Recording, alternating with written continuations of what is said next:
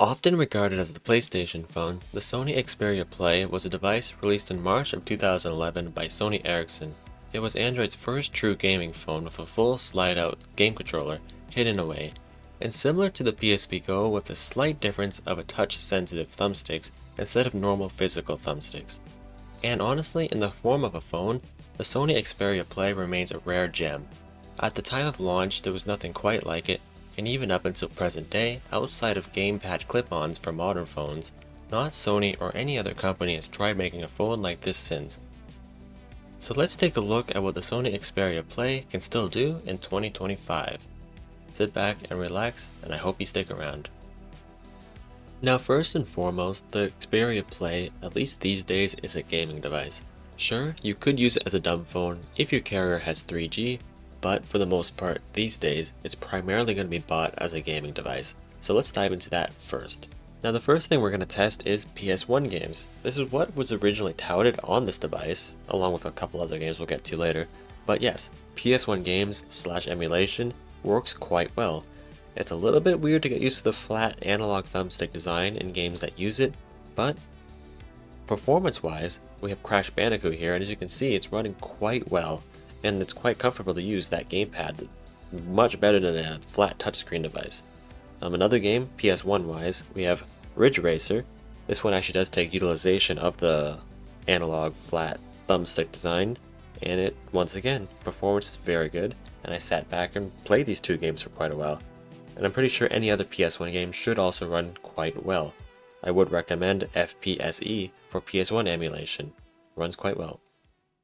Now one of the cooler facts about this phone actually is Minecraft Pocket Edition. It was originally exclusively launched on the Xperia Play on the Android Market Store back in the day for $6.99 USD on August 16th of 2011. Now later on, of course, it was released on October 7th, 2011 for all Android devices, but still a little fun fact. And overall, this is a phenomenal device for retro Minecraft. Its beautiful layout of the gamepad controls just makes Minecraft much more fun and enjoyable to play than a normal touchscreen device. Does it beat a modern phone? I don't know, but once again, you can't beat physical controls sometimes. Minecraft is phenomenal on this thing, and you can see I built a nice little house, so I have been playing for a while. Much fun. Now emulation-wise, diving into DS emulation, which is a little bit heavy. Now DS isn't as heavy as a PS1, but it runs a bit worse. I'm not gonna think too much about that, but yeah, it's a slightly bit choppy, but as you can see here, it's still pretty much playable, I'd say. I managed to drift decently around some corners, so if you can drift around a corner decently, your performance is okay. And this is also a slightly heavier DS game because it's 3D, so something like Super Mario Bros. Will also run completely fine as it's more so 2D. Overall, DS emulation is a little choppy at times, but for the most part, decent. Nintendo 64 support up next when it comes to emulation is very good. Performance in FPS, as you can see here, is buttery smooth. It's once again, takes a little bit to get used to the virtual thumbsticks, but once you get used to that, you'll have a fine time. I played two games. One was Mario Kart 64, as you can see here. I ran into a lot of snowmen, but I cut all that footage out, so don't worry. But yeah, smooth. And of course, you can't forget this one, Mario 64. It also runs quite well, and I assume any other 64 game would run decently as well. Not even just decent, but phenomenal. Now on top of emulation, and there's of course many consoles that can be emulated that I just didn't cover in this video because it's just so much. But on top of that, we also have Android support when it comes to games. A lot of games back in the day had touchpad support for the game controller. One of them I found was Raging Thunder, a racing game. Pretty good graphics, honestly, for a device like this, and it worked quite well. Another one was a snowboarding game. It was quite decent as well. Not as good of graphics as the Raging Thunder was, but still decent. And yes, it kind of goes against this phone, but we also have a whole bunch of touch-based games. I found Terraria, surprisingly. Kind of funny playing this on this. And I really wish Terraria had touchpad support, but you know, it is what it is. None of the buttons worked for Terraria. Now also you have classics like Plants vs. Zombies, Angry Birds, and the lot like that. It's just so much games that I can't cover in this video, so that's why I would personally recommend check in the description. There's an entire community about the Xperia Play, where there's so much more info that I could ever cover. So I'll put that in the description along with a game archive. So check that. If you have an Xperia Play, you'll have a good time in that Discord, because they could probably help you more than I could. Now I mentioned at the start that the Xperia Play is first and foremost a gaming device. That's why I covered gaming first, obviously. But what else can it do? Well, let's try. A couple things. First, web browsing, and as I would always recommend when it comes to an old phone, Opera Mini is always going to rescue you somewhat. With a lot of text-based websites, it'll do decently fine as long as the Opera Mini servers stay up, because this is all sent back to the Opera servers and sent back to your phone. Anything more heavy though, as you can see here, like Apple's website, don't even try it.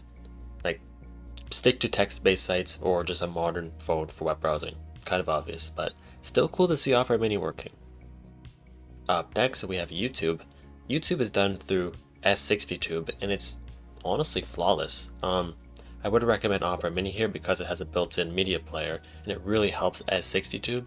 You just find a video you want, click download it, and you don't actually have to download it. You just click play and your YouTube video will play inside the browser, inside Opera's Mini built-in player, which is really cool. It's probably like 480p, not the best resolution, but it works, and that's YouTube on your Xperia Play. And lastly, for the app testing, we have kinda an emulator, and it's J2ME Discord, made by JTRXAC, which is what we covered in the past when it comes to running Discord on old devices. No different here, same client, but it's a very well made, competent Discord client that I recommend. You have your DMs, you have your chats, and it's just well made in my opinion. It's kind of funny to see it running on a phone like this. But yes, J2ME Emulation can also run many Java games, so it's quite cool how you can map this to the gamepad itself.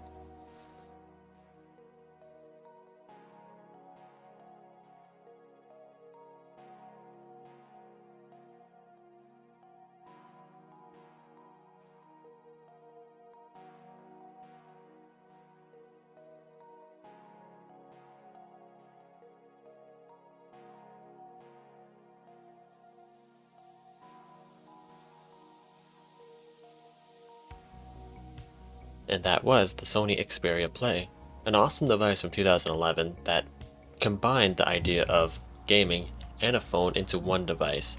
As to if I can recommend it in 2025, I'd say compared to most videos that I make where it's like a dumb phone and you have to only probably buy it if you're into dumb phones, this phone is very old, but I think it will appeal to almost everybody, as long as you're into any sort of gaming or emulation, which, I mean, that's gaming too, so just gaming in general.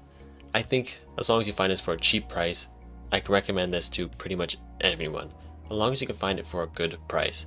I'd say around 50 to 70 USD, because these things do go for a high price sometimes. But yeah. And that was the Sony Xperia Play in 2025. Hope you guys enjoyed. You can kind of see how far video recording has come as well, because I'm recording on the Play itself. But yeah, if you made it this far, it means a lot. A really fun device, as you saw in the conclusion, so I won't really talk about that because this is an outro. But yeah, hope you've made it this far, and if you've enjoyed, maybe like or sub, and I'll see you guys in the next video. Peace out. Pixel.